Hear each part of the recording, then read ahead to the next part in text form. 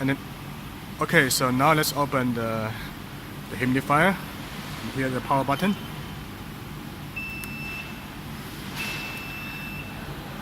And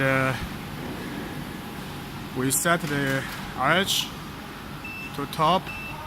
For example, we set up to 90%. Okay, now it's in 90%. And the sensor will detect the humidity. If it is lower than 90%, it will work. So now you can see the mist is coming out. A great mist.